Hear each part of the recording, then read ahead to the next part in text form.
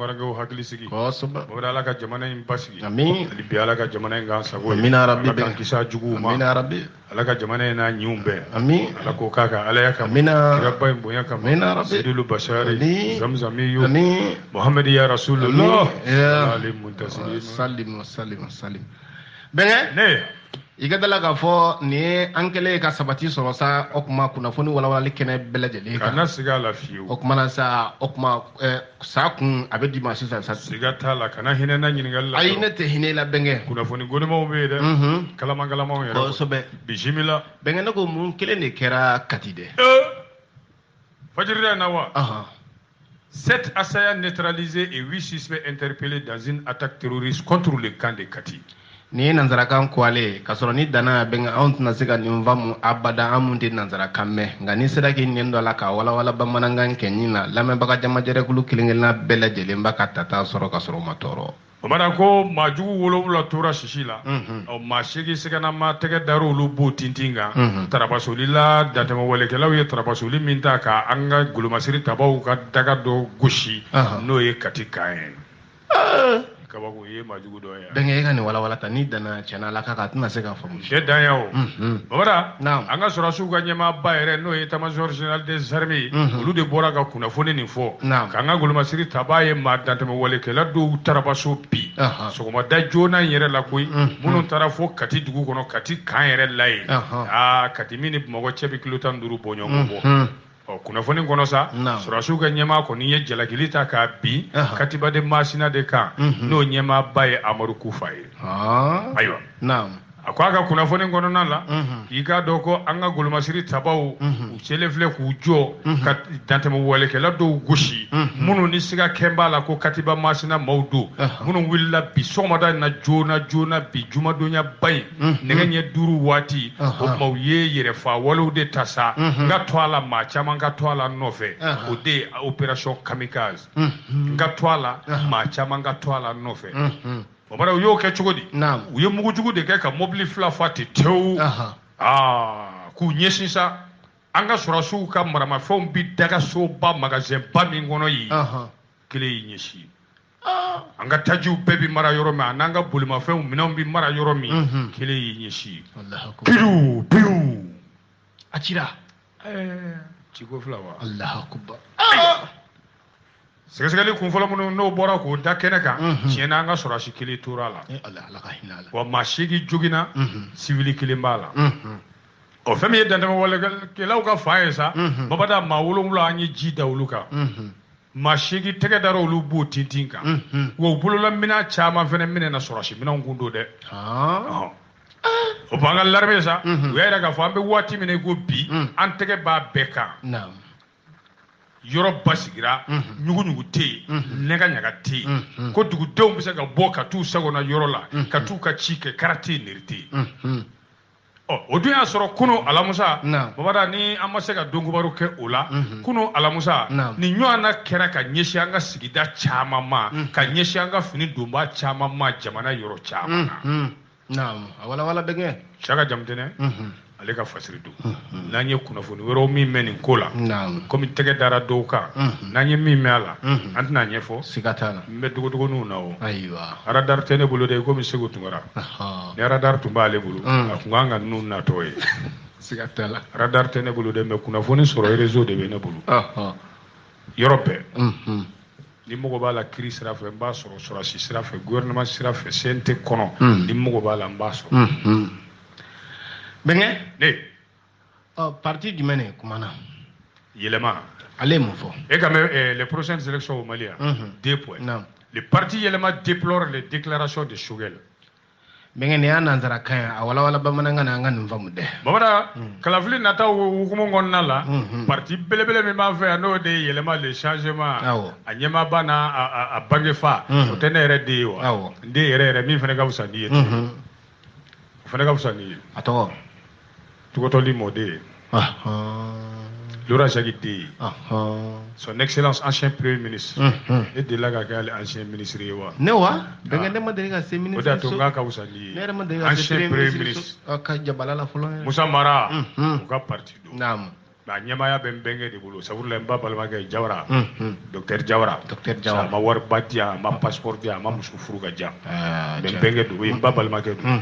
babara naam ku ye jigina bade soro sogele bora ka kuma belebele min fo television ku ye jigina soro sogele la naam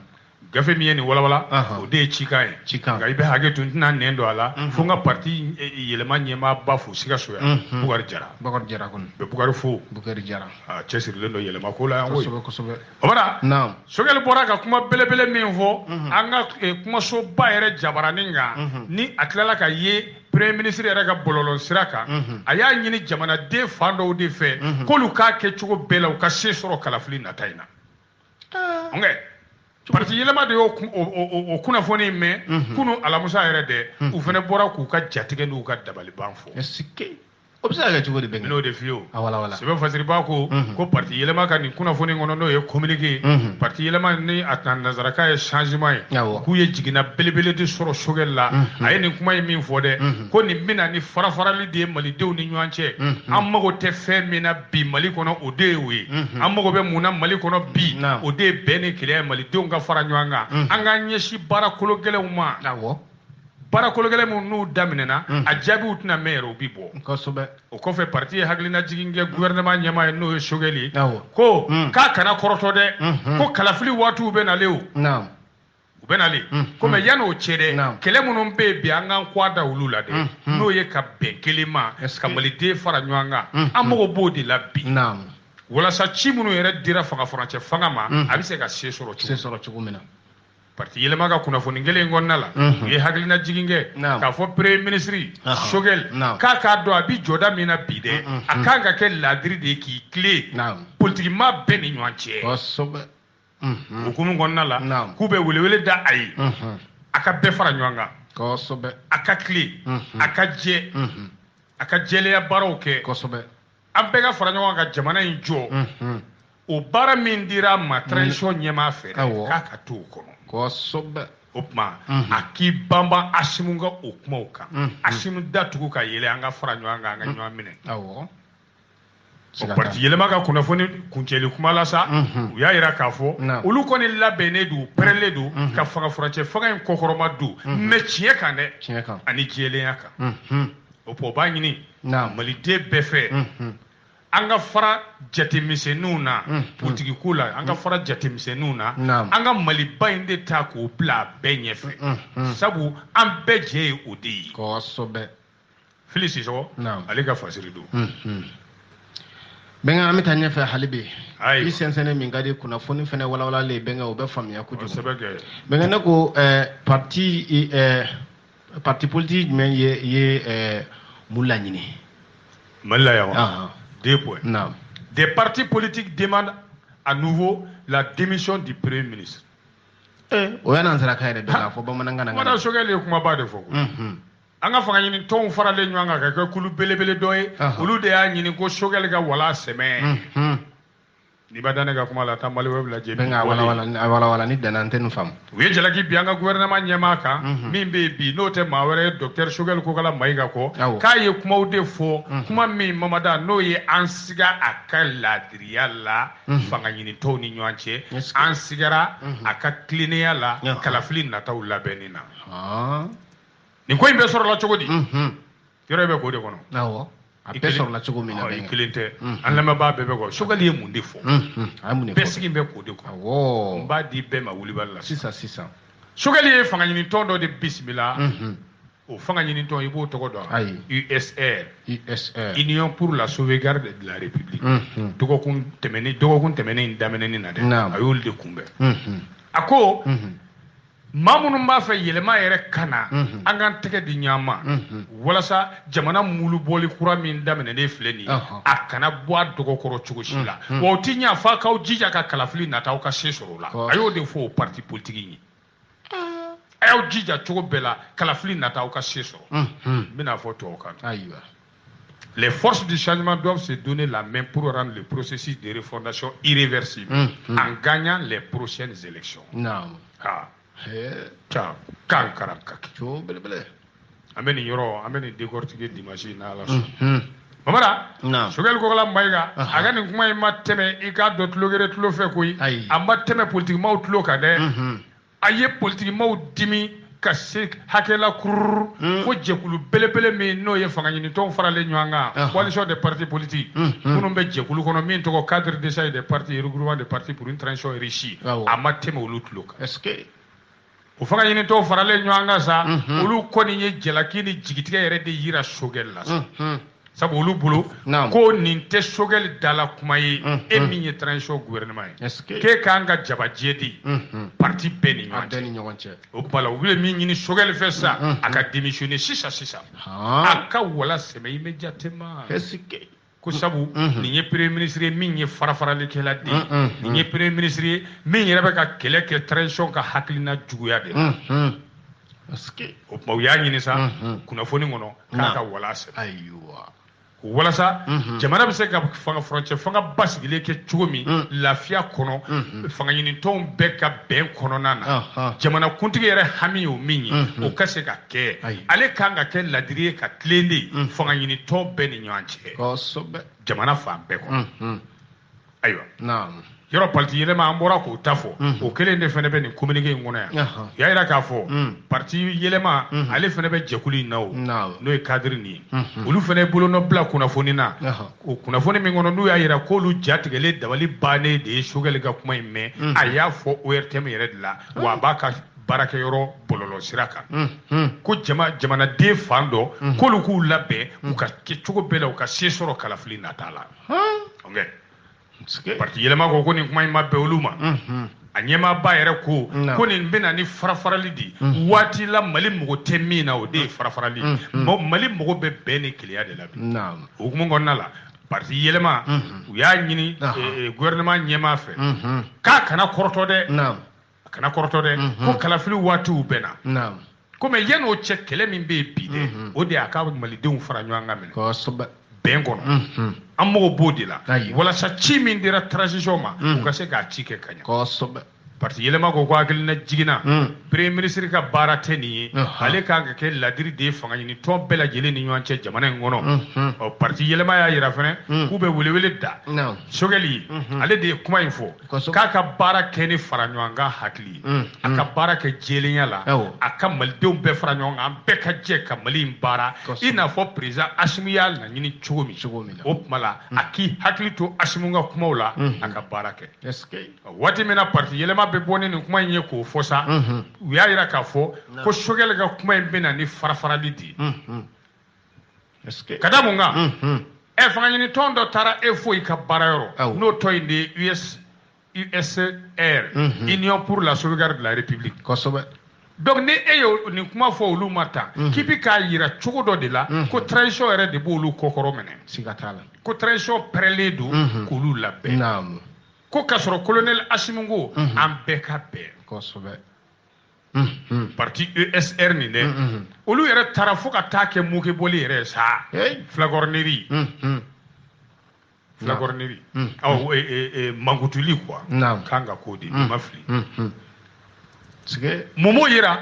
u ye tanuni min da Sogel kan u ko Sogel k'e ye kalanbulon de ye Mali bolo farafinna bɛɛ bolo ko Mali tɛ ɲinɛ i ko fo ka diɲɛ wuli dɛ u y'o de kɛ ka Sogel tanu ayiwa Union pour la sauvegarde de la République u ka kuma kɔnɔ u y'o de fɔ ɔ n'i dun y'a jate minɛ Mali filɛ nin ye ka kalafili sariya kura de wuti an da ma fama a kuma ma Assimi y'i bolonɔ bila la ayiwa o kɔfɛ Mali ye kalafili boloda cogo fɛnɛ bɔ k'a da kalafili min bɛ kɛ ka bɛn waati min ma o de ye chronogramme ye yɛlɛma minnu kan ka kɛ jamana jɔsen sariyaw la an y'o fɔ k'o da kalafili waatiw fɔra k'o da i b'a dɔn député kalafili n'o ye wasaden kalafili ye o bi kɛ san wɛrɛ kuncɛtumani san wɛrɛ laban 2023 président kalafili bɛ sin ka gun o la ten février 2024 o de fɛnɛ diyara farafinna tɔnba ye a diyara politiki maa camanba de ye an kun sigin bɛ k'o de kɔnɔ o de fɛnɛ diyara jinɛmini tɔnba ye donc Siya ka Jamutene ale ka fasiri don Mamada Sogel ka kuma ye kumaba don dɛ nin bɛɛ ye manque de communication de ye an tɛ gafe kɔnɔ dɛ ça n'engage que moi ni t'a ka kuma fɔta ye est-ce que sari u bɛ erreur dɔw kɛ a ka bon hakili ma mais an tɛna an ka don kibaru tiɲɛni nin n bɛ rendez-vous di mɔgɔw ma an ka ɲɔgɔn kunbɛn dimanche 15 17h 18h30 Royal FM faso jɔ kɛnɛ an b'a walawala ka nɛgɛjuru labila maaw ka bolo kan bisimila ne Asimi i ye mun de kɛ dɛ ne de ya awɔ n kɔrɔkɛ kɔni hali n'a ye ne bugɔ a bɛ bɛn ma ayi a tɛ nin bugɔ awɔ ne yɛrɛ b'a fɔ a ka a t'i bugɔ a t'i bugɔ hali ne ye 1000 ne ma a tɛ diya n ye ni ne ye 1000 di ma a tɛ diya ye mais ni Asimi ye tɛgɛ da n ɲɛ kan o bɛ bɛn a bɛn o fili ye dɛ ne ka 1000 i ka ban o la awɔ n t'o fɛ n bɛ Asimi ka tɛgɛ ɲɛ 2 fɛ o ye 1000 dibaliya ye dɛ o ye 1000 dibaliya ye n den i b'a dɔn i fa ye maa min ye n t'i ba tiɲɛ ma o n'i ma nkalon tigɛ ne ɲɛ ni 1000 ɲɛ ni Asimi y'a bolo kɔrɔta k'a bɛ tɛgɛ fara ne ɲɛ kan n bɛ jɔsiri de bila la jalen bɛ to ten kɔk a bolo kɔrɔtalen o dalilu bɛ n bolo 1000 n den ka 1000 di sa k'a da Asimi ka tɛgɛ dali bɛ ne ɲɛ kɔrɔ sa i b'a mɛn ko n ye tentative de coup d'état kɛ parce que a jɔlen bɛ to ci wa dalilu lakarila ye miyanka kan de ye dɛ o bɛ kɔrɔ o bɛ ka jumɛn bolo fɔ non n t'o fɔ a ye f'a ka bolo kɔrɔta n'o tɛ n'i y'o fɔ a ye a b'a lakari bɛkɛ an bɛ Kucalakaw fo Babada an lamɛnnen don Kucala kojugu kosɛbɛ bisimila ayiwa bɛnkɛ k'a ye Asimi ni mun de kɛ Mali la yan wa 2 points non Goïta recompose les membres du Conseil national de transition bɛnkɛ o y'a nansarakan ye a walawala bamanankan na an ka se ka nin faamu bɛnkɛ Mamada Asimi Goïta a donna wasabulon kɔnɔ fanga furancɛ fanga wasabulon n'o ye Conseil national de transition ye ka dɔ fara a jama kan bɛnkɛ ni danna an tɛna nin faamu e ka nin tɔ walawala tan Mamada CNT bɔra maa 100 ni maa 21 na a taara kɛ maa 100 ani maa 47 la mais e t'a la ne t'a la dɛ ayi an tɔgɔ fɔ fɔlɔ an t'a la ayiwa an ka jamanakuntigi colonel Asimi Goïta a bɔra kɛnɛkan jaraki la kunu alamusa Mamada ni k'a fɔ ko wasabulon n'o de ye CNT dɔ farala maa caya kan k'a bɔ maa 121 na ka taa maa 147 la o décision in taara a y'i bolonɔ bilala jamanakuntigi bolonɔ don koyi kunu alamusa kalo tile 21 o Conseil national de transition n'o de bɛ wasabulon jaratigɛ kɛ an ka fanga in kɔnɔ ko dɔ farala kan dɛ finidonnaw bi ye a la n'o ye ngolomasiri tabaw ye M5 maaw bi y'a la n'o ye fanga ɲinitɔn n'o ye regroupement politique olu maa bi y'a la société civile maa bi y'a la musokuluw ka maa bi y'a la denmisɛnninkuluw ka maa bi ye a la ani maa minnu ye u bolonɔ bila la k'an ye marifa da ka na ni bɛn ye n'o ye groupe armé signataire de accord de paix Babada ani jɛkulu caman bɛ yen o maaw na ye a la adamadenw ka hakɛ lakana jɛkulu olu ka maa bi y'a la Asimi y'a bolonɔ bila sɛbɛn min na a yira k'a fɔ n'i b'a fɛ ka kɛ cɛbɔ ye o tuma i ka cɛbɔ sɛbɛn i b'a labɛn minnu laɲini kɛlen d'i fɛ i b'a labɛn ka taa bila ale yɛrɛ ka cakɛyɔrɔ la yen secrétaire général présidence o tuma lisi bɛ ta yen tile 7 de b'an bolo sa dɛ an k'an ka lisi bɔ dɛ sabu kabini a ye degré in fɔ kunu o kɔrɔ ko bi bɔra a la an tɔ ye tile 6 ye i ka t'i ka demande candidature bila jamana ka charte n'o ye fanga furancɛ charte ye o y'a yira février tɛmɛnen k'a fɔ CNT n'o ye wasabulon ye ko yamaru bɛ jamana ɲɛmaa bolo a ka dɔ fara a maa kan tuma min ka d'a ye hakɛ min ka d'a ye o de y'a to a bɛna bɔ maa 121 na ka taa 147 la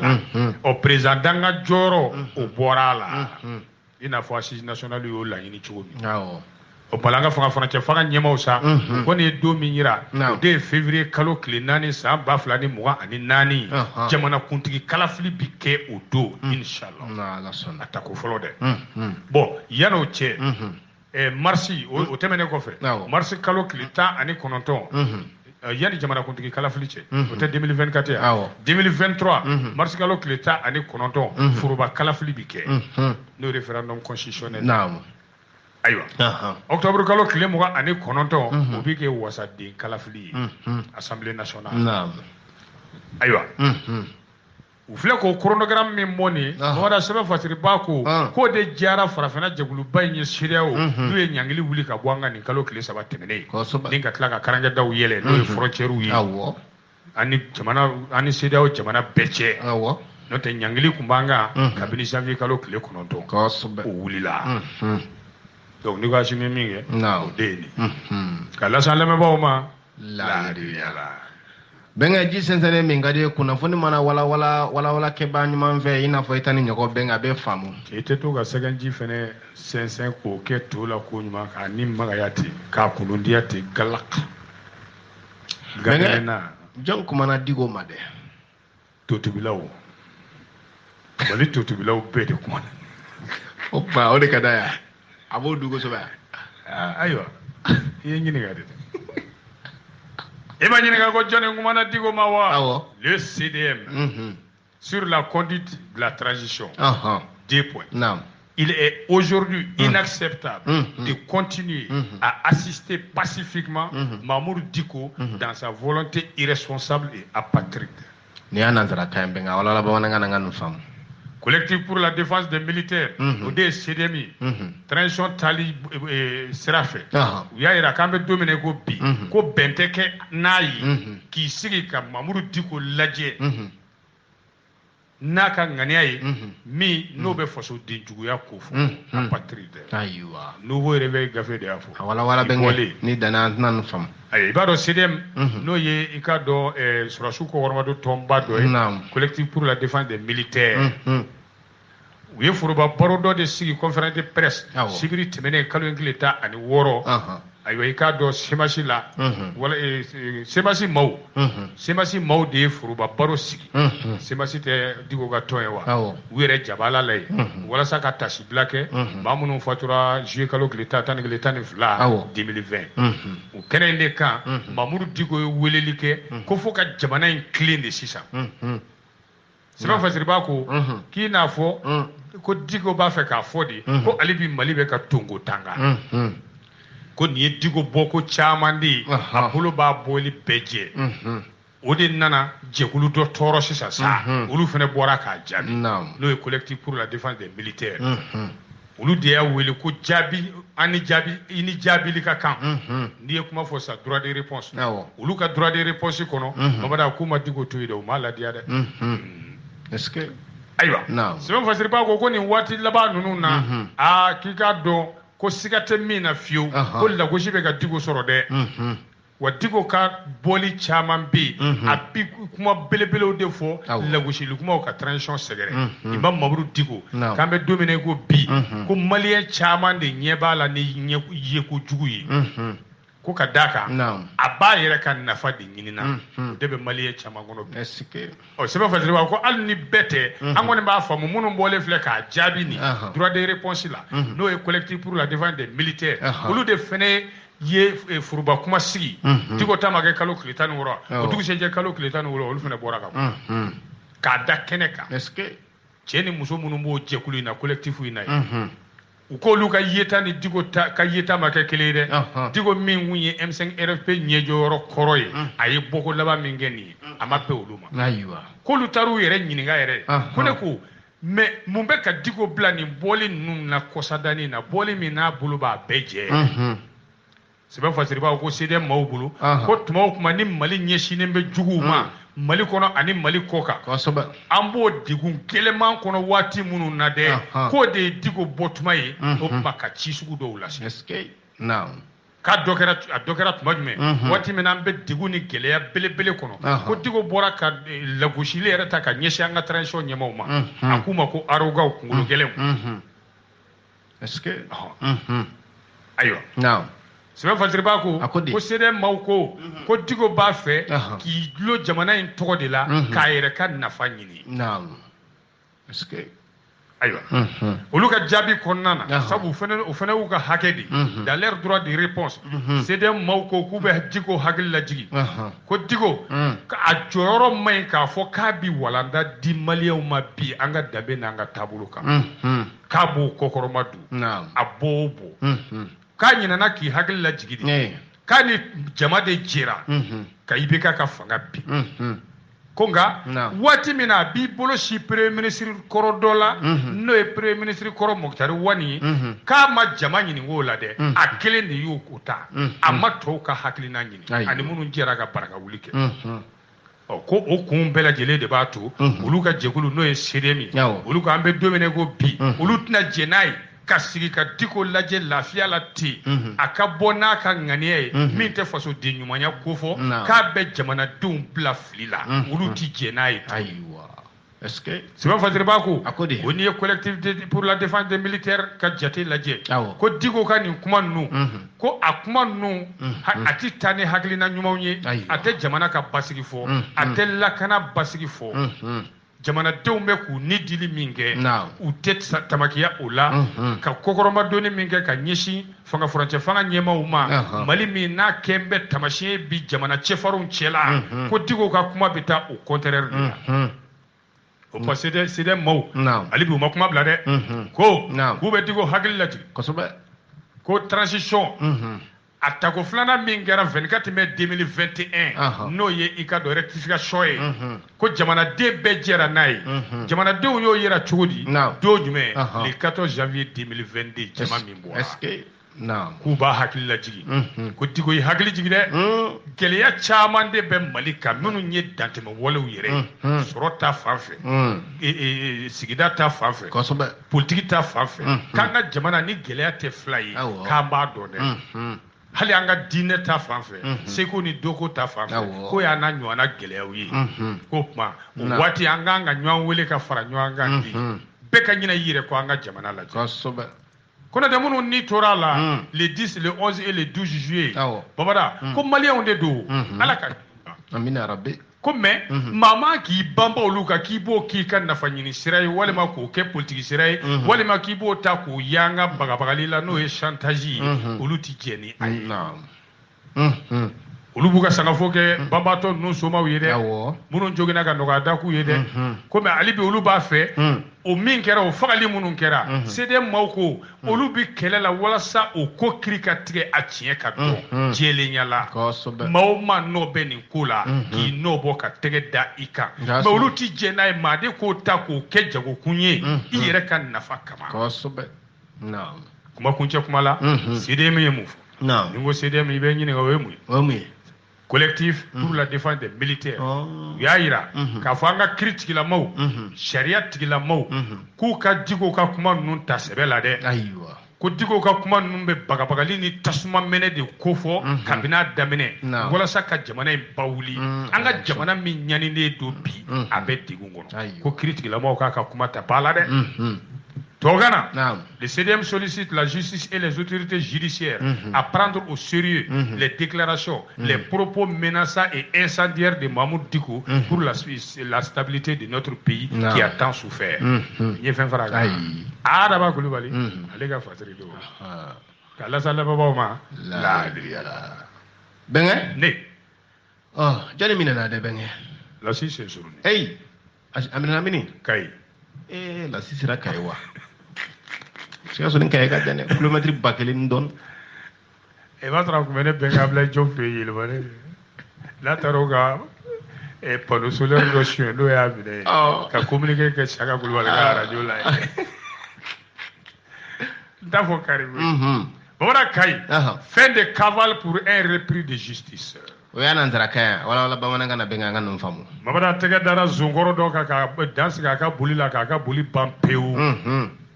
Mali tribune da ikaba ko yede do. Ai. Mali tribune da ya fasa. Mabada je galo kile duru temene. Fajiri mulugu malaga wati. 5h du matin. Jama de wule da ka kabale don no bo. U tege da bu tintinga. Katana e kai deuxième arrondissement na. Sige ibe jayin to do. Ai. La si c'est sur lui. La je kanya benga. Et donc un verre d'eau. Verre du kala je kanya. Bon non, elle était. La siga duguyele dai d'Anderso. Sadio Dambélé. Sadio Dambélé. Sadio Dambélé. A shibe zambi duru bunyangola Balugu do de. Ske. Baba tege daraka. Kadaka do de tarani soguya sebe du. Polisi la. O do ye joni ye. Amadi Bokum. Ani Gimba Traoré. Naam. U taara sɛbɛn don a ka plainte suɲɛni babada ni yurugu ka walifɛn ta k'a k'i ta ye u y'o sɛbɛn de don a kan k'u sigi sa yan'a tigi ka minɛ ayiwa tɛgɛ de nana da Sadio Dambélé kan sa jalakili minnu ni o fɔra nin ye tɛgɛ dar'a kan ayiwa naam a ye se fɔlɔ k'i dala cɛ dɛ i b'a dɔn jon da ka gɛlɛn ko fasa ɲimi wulu da e b'a ye lasi da ka gɛlɛn ayiwa naam wala nka u y'a koro k'a koro k'a tɛgɛlɛ ni ɲininkaliw ye a nana fɔ ko jɔn k'i si jɔn k'a la jalaki min bɛ na nka n'o don Sadio Dembélé ayiwa u ko n'i n'o don bolifɛn fila dɛ i y'o de suɲɛ koyi Amadi Bokum ani Gimba Tarawele bolifɛn jumɛnw don n k'a f'i yan den moto taxi moto taxi a yɛrɛ tigi a kelen tigi tɔgɔ bɛ yan moto taxi tigi a kelen dɔ tigi tɔgɔ ko Adama Sisɔgɔ France a lajɛ ka ɲɛ bɛnkɛ moto taxi est-ce que Adama Sisɔgɔ ye fɛn san moto taxi nin na fɔlɔ n ka bila k'a tonton tɔgɔ Bakari Dembélé Adama ne b'a sɛbɛn a sɛbɛn ne filɛ un propriétaire de moto taxi Adama Sisɔgɔ Paris a lajɛ ka ɲɛ a lajɛ ka ɲɛ Verdo safurula Amadu Bokum ani Gimba Tarawele voilà ayiwa naam Amadu Bokum a y'o tarabaso yɛrɛ de koyi Mamada an kɛ selinincinin don yɛrɛ a ye Amadu tarabaso k'u ka moto minɛ yɔrɔ jumɛn Barisajo da la Kayindi i bɛ yen yɔrɔ dɔn Kayindi n b'a yɔrɔ dɔn an taara i t'i taa yɔrɔ i ni jɔn bari la i ni jɔn ne ka f'i ye ko Barisajo i b'a fɔ ne ko Kayindi de an taatɔ yɛlɛmana an taara mobili ta Kayindi mais an ma jɔ Barisajo da la ayi ne m'a fɔ ko Barisajo dɛ ne yɛrɛ ma Barisajo ko kuma mɛ ne ye Kayindi ko kuma de mɛn n'an sera Kayindi an bɛ Mamadu Camu dususuma b'a bolo i b'a fɔ Kayiga dɔ ye ɲininka ko dususuma bɛ Kayi n y'a fɔ a ye a ye Mamadu Camu bolo a ka dongo wɔɔrɔ daminɛ la a ka numéro bɛ di o da Kayindi suraka ka ca kojugu nin ye surakabugu de ye ne mana di surakaw de ma Kayindi sigi o mana cɛ filanan min daminɛna la sa o kɛra route nationale 1 yɛrɛ de la douane direction yɛrɛ kɛrɛfɛ ti cɔ ye a y'o fana tarabaso k'o ka moto taxi minɛ u ye a ɲininka Sadio Dembélé ye moto taxi ninnu suɲɛ i y'u kɛ cogo di a ko n taara fila bɛɛ feere Damanda la Keɲeba i y'u feere jɔnni ma a ko n ye kelen feere Damambɔla don ma tɔgɔ bɛ yan dɛ a ye kelen feere o ma o Damambɔla o tɔgɔ Mamadu Mamada Dani Damanga cɛnɛna i cɛnɛna ko arajo baarakɛla don nka a bɛ dama fɛnɛ kɛ quoi ne m'a sɛbɛn a sɛbɛn filɛ i ko n k'a kalan de a ka ɲi bɛɛ kɛ pawa kunna an ka taa safurula a y'a feere minnu ma olu tɔgɔ ma fɔ na bɛɛ kɛ cɛnɛna bi dɛ ne m'a sɛbɛn dɛ Mamadu Mamada da ani i bi u y'a sɛbɛn da ani Damanga a sɛbɛn fila Mamadu Mamada Tarawele di da ani Damanga ko nin b'a fɔ a la yɛlɛ ko Dani Damanga Dama ye a bɛ yɛlɛ ko Dani Damanga Mamada polisiw ma tila u ka sɛgɛsɛgɛli la sa wa kosɛbɛ tɛgɛ dara Sadio Dembélé b'o tintin kan ni ka taa jɔ Baba procureur de la République ɲɛkɔrɔ tribunal grande instance de Kayi a kungo mana kɛ min u tɛn'o d'a kun o bɛ d'a kun radio réel de Kayi de ye nin lase an ma Isa B Bacili ale ka fasiri don an bɛ radio réel baarakɛlaw bɛɛ fo o b'a ka Yate Bacili fo Guinée équatoriale an b'a fo Malabo n bɛ bamanan waliju fo an b'a fo Yate Dembélé Yate Bacili Sempara Bacili Bacili ye fila ye dɛ Sempara Bacili i n'a fɔ Binu Bacili restaurant Bongo o Sempara Bacili bamanan de ye i n'a fɔ Arasibati n'a fa o bɛɛ ye Sempara Bacili ani Sɔgɔna Bacili Sempara Bacili voilà donc Yate Bacili Sempara Bacili bamanan waliju a sigilen bɛ Dalu kunna Guinée équatoriale Malabo an bɛ AMIEP international tɔnden bɛɛ fo Umaru Togola n'a ka cɛdenw ka Kante fo le Lion ka marraine fo Nana kɔni bɛ Nana Tarawele fo ka tɔnden bɛɛ de fo Cɛsama Tarawele an bɛ foli d'a ma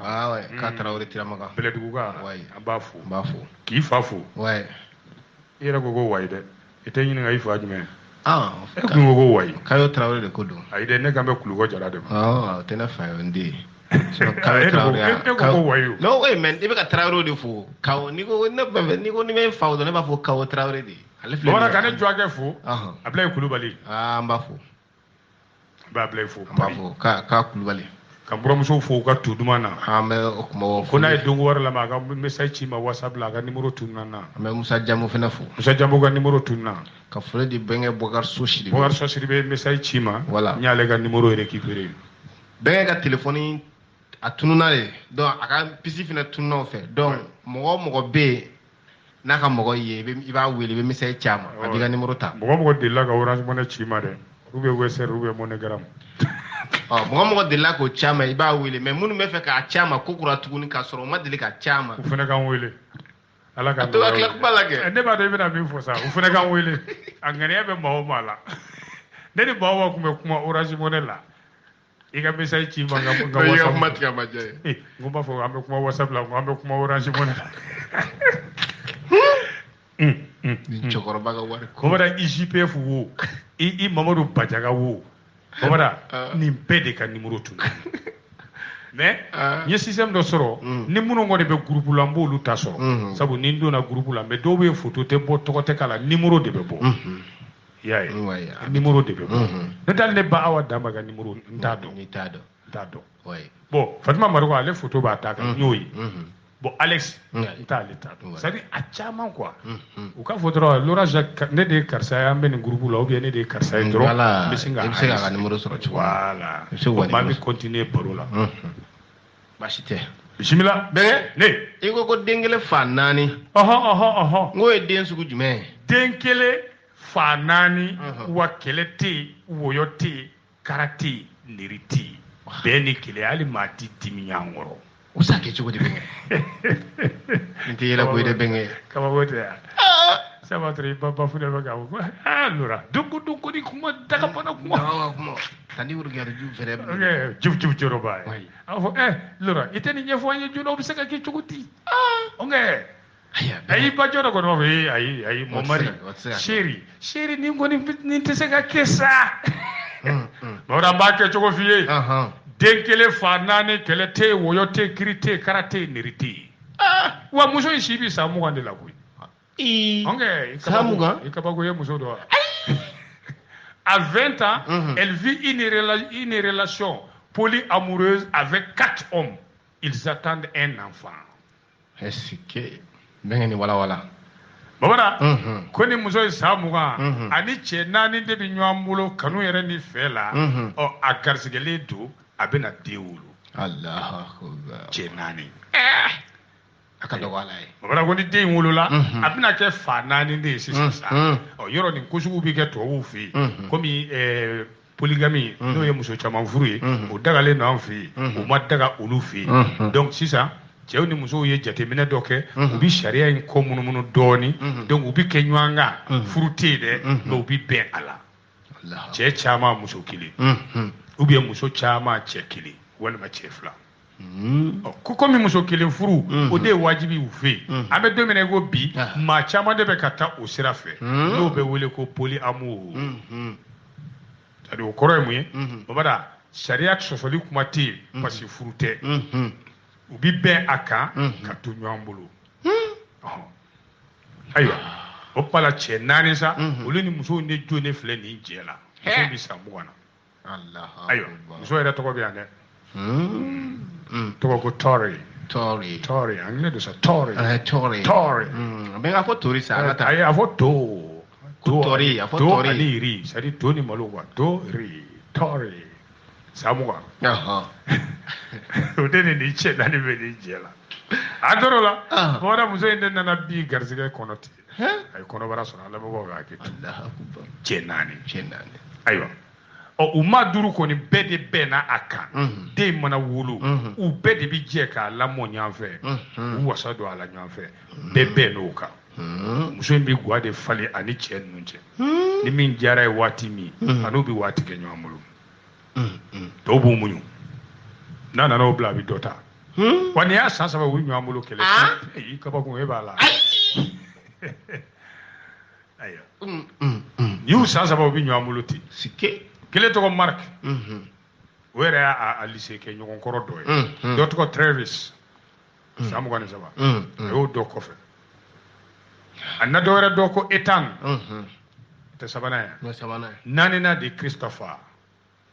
anglais de don Christopher a ko Christopher nin dɛ ko tɔ 3 ninnu tɛ min kalama dɛ o de yɛrɛ ta ye den ale kelen de b'o dɔn o bɛɛ n'a kan u bɛɛ bi jɛ ka den lamɔ mais ale ti den fa kelen fɔ a bi bɛɛ kun na ta don a ko bɔ komi ale nana garisɛgɛ sɔrɔ sisan bamada cɛ naani tali man nɔgɔ ko ale b'a ɲini ni muso dɔ bɛ se ka na fara olu ka jɛ in na ale kan ale ka lafiɲɛ dɔɔnin a bɛ muso ko fɛrɛ bɛ dugu na tubabu a ko Christopher de ye den fa ye dɛ a yɛrɛ da de y'o fɔ ɲininkali kɔnɔ koyi a ko ale dalen b'a la o de ye den fa ye sabu ale ye kɔnɔ ta tuma min na o y'a sɔrɔ ani Christopher ni de bɛ ɲɔgɔn bolo u kun taara dugu ta la u ye waati jan kɛ o dugu ta yɛrɛ la tɔ saba ninnu y'u kɔnɔ dugu kɔnɔ ye o vacances in kɔnɔna de la dɛ ale ye garisɛgɛ sɔrɔ donc u fila dɔrɔn de tun bɛ yen ayiwa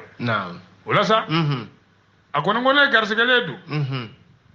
a ye cɛ naaniw sigi a ko Ethan n garisɛgɛlen don Jack n garisɛgɛlen don safurula ye Jack tɛ Jack mɛ ayi Jack tɔgɔ tɛ yan sa i bɔ an ka taa a ko maliyɛnkɛ kelen min fɛnɛ b'a la i bonya b'a la n garisɛgɛlen don o kun taara tunga la ye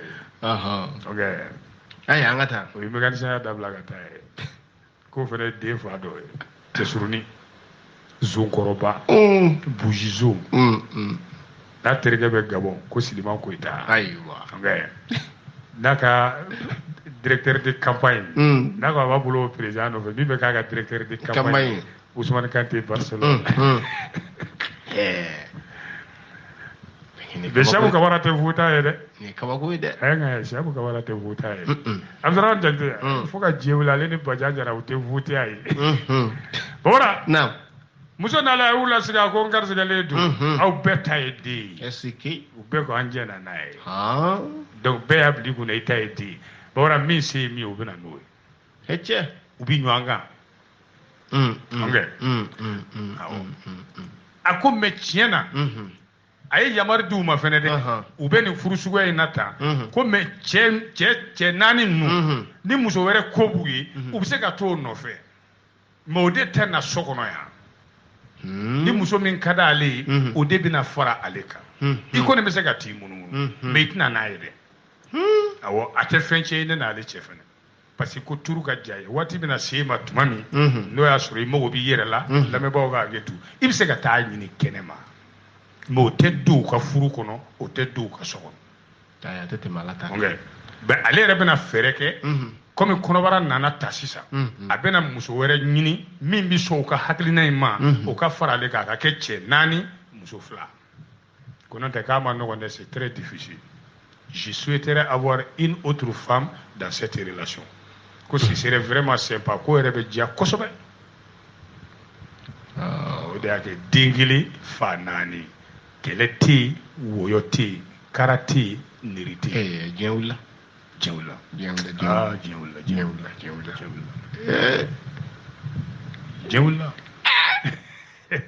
ayi mais ala kana ni sariya sugu don an ka continent yɛrɛ kɔnɔ yɛrɛ ni kana don an ka continent yɛrɛ kɔnɔ jango an ka pays kɔnɔ mais a dogolen bɛ yɔrɔ dɔw la dɛ diɲɛ nɔrɔ yan fan fɛ Polynésie yɔrɔ ninnu na ye a sugu bɛ wele ko polyandrie o kɔrɔ muso kelen bɛ se ka furu cɛ fila walima caman ma ok o tɛ ka haramu daga ye voilà anw ta ye monogamie et polygamie olu ta ye polyandrie monogamie i tɛ fɛn fara a kan polygamie i bɛ se ka caman ta cɛ yɛrɛ cɛ mais muso ka cɛ caman ta cɛ ba ninnu ma kalan sa Aramatulayi ninnu ma kalan olu tɛ fɛ ka nin fɛn sugu kalan e ba Maimuna Kamisɔgɔ New York olu ma kalan a bɛ fɔ o de ma ko polyandrie bon mais ne ta ye polygamie de ne y'a ta fo 5 n bɛ 6nan ɲini na i y'a faamu awɔ i y'u faranfasiya sa i ba 5 de bɛ fɛ i ka tubi sisan de ni n tubira n bɛna dɔ bila o ala i bɛ tubi de sisan n'o kɛra n bɛ dɔ bila o n ka jumɛn bila non i ka tubi dɔrɔn bon i ba dɔ yira n na n k'o bila ka dan 4 ma i ka tubi dɔrɔn n'i tubira n'i ye diɲɛ ɲini dɔ bɛna sɔn i baw fɛ yan e baw bɛ keleya cogo min jɔn bɛ sɔn dɔ bɛ sɔn voilà e ba si tɛ sɔn ka ne bila ni n dun ma kelen bila Mamada n bɔra sariya kɔnɔ ayi non i tɛ silamɛ yɛrɛ i tɛ n to i ba 5 bolo n ka 6nan ɲini o tɛ se ka kɛ Ni ye den fu yɛrɛ wa den min b'i da a fa ka muso ko kuma an ka bi ta bila an ka bi ta bila e bɛ ne fa ni sɔnja i fa ka muso ko ni fa tɛmɛna sariya ka hakɛ kan a b'a juger dɛ a jugement bɛ kɛ den yɛrɛ de o tuma hadu bɔ n na sa n k'an yɛrɛ sɔrɔ e ka hadu bɔ ne la sa non an bɛ gɛɲɛ di lasidi ma ale b'o bɔ an lamɛnbaaw aw tulo garisɛgɛ kɛra min ye bi don kibaru la an hakili la bɛɛ lajɛlen ye wasa sɔrɔ